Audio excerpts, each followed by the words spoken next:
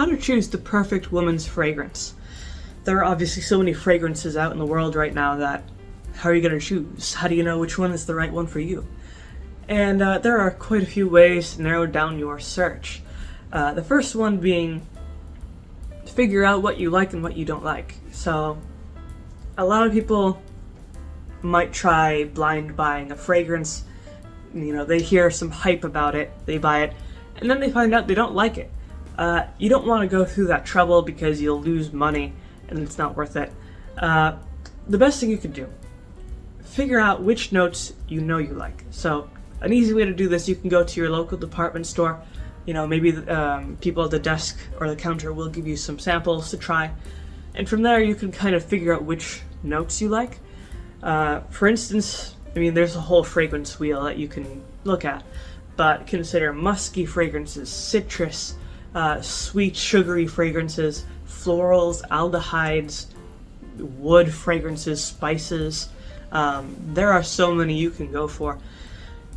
And it's really important to figure out which ones you both like and dislike, because you don't want to make the mistake of buying something that you think you might like and then you realize, oh, those notes I actually don't like at all, so I don't want to wear this anymore.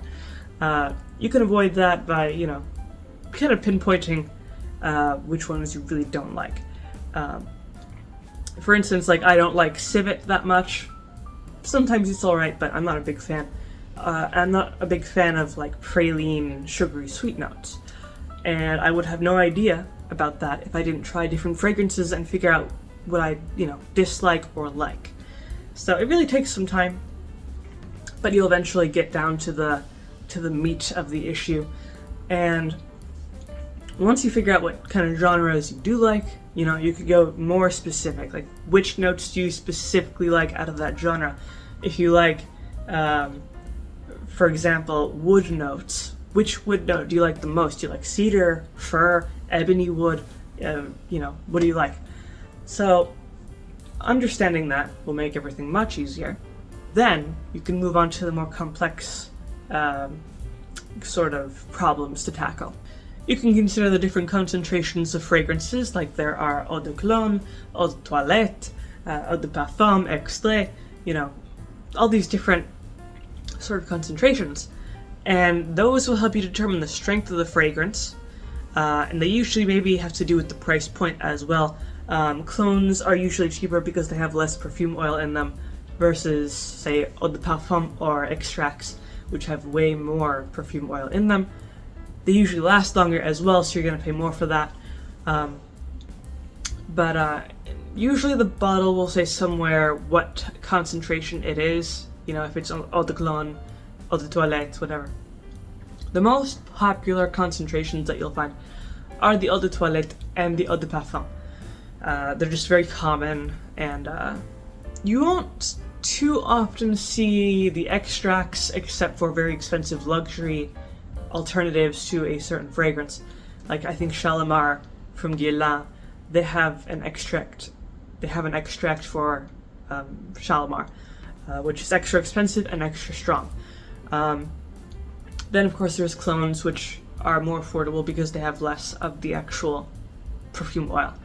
But you do have to be wary about relying only on the concentrations to determine the strength, because there are some fragrances that stray from the typical what you would expect. Some clones, like if they have very, very heavy notes, like smoky notes, incense, amber, resin, they're going to be stronger than your average clone. Versus, say you have an eau de parfum, something that has a stronger concentration, but if it has notes that are light, like citrus or linen or florals, it might not be that strong, So it's a balance between the actual concentration and the actual notes that are being used. Besides that, you also have to think, how do you want to portray yourself with your scent? Because all scents have a certain mood, a certain vibe, And back in the day, when people had one signature scent, they would be very particular about that scent because that would be how they were going to be perceived by other people. Do you want your scent to be serious, formal, clean? Do you want it to be more playful, bubbly, or maybe mysterious, smoky, spicy, that sort of thing? So you do kind of have to figure out, what do you want to portray? How do you want people to see you with this fragrance that you have? And of course, knowing different notes will help you determine, how is this fragrance going to be perceived. That might take some time. There are so many different mixtures of fragrances and different types of fragrances, and new ones are coming out all the time. So it can be a little bit difficult to choose in the beginning. I recommend starting with three fragrances that should give you a nice foundation of different situations you can wear these fragrances in. Maybe have one for formal work environments, maybe have one for going out on dates or to parties or whatever, and maybe have one just for every day going to get groceries, sort of thing.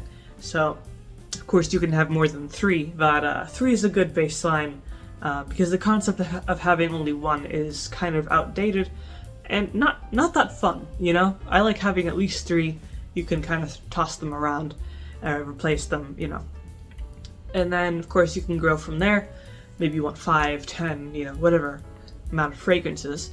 But once you know what you like, it becomes easier to choose the ones that you are going to use, because there's nothing really worse than having a fragrance that you never use. It just sits on the shelf. That money that you spent on that fragrance and you never really touch it. I like to be able to use my fragrances, even if I rotate them. At least they're being used. I like to make sure it's efficiency in a way to use up your fragrances like that and make sure nothing goes to waste. But other than that, those are the main ways you can choose a perfect fragrance, a signature scent or several signature scents, and if you follow those tips, it shouldn't be too hard. That's pretty much all I have to say about that. If you have any opinions about this, you can always leave those down in the comment section down below. If you liked the video, leave a like, maybe subscribe, and I make videos throughout the week, so stick around for those.